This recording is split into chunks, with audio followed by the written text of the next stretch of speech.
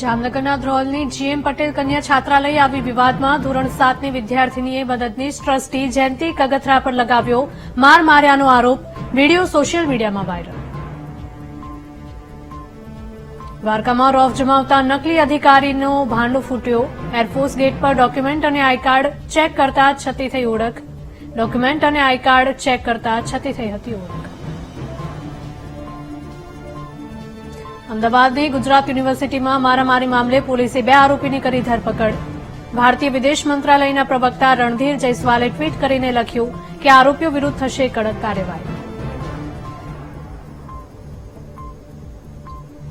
મહીસાગરના સંતરામપુરમાં triple અકસ્માત થયો. ST bus, bike અને પિકઅપ વાન વચ્ચે અકસ્માત.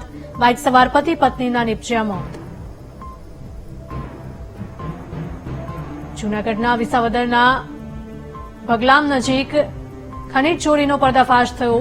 એલસીબી અને ખાણ ખનીજ વિભાગે 48 લાખનો મુદ્દામાલ કર્યો જપ્ત. ઘટના સ્થળેથી પોલીસે 7 લોકોની કરી અટકાયત. મુંબઈમાં ભારત જોડો યાત્રાના સમાપન સમારોહમાં રાહુલ ગાંધીના પ્રધાનમંત્રી મોદી પર આડકતરી રીતે પ્રહાર. કટાક્ષ કરતા કહ્યું કે રાજાની આત્મા તો વસે છે ઈવીએમમાં.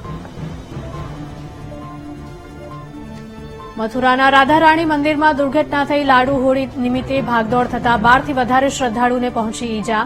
તમામને ખસેડાયા હોસ્પિટલ.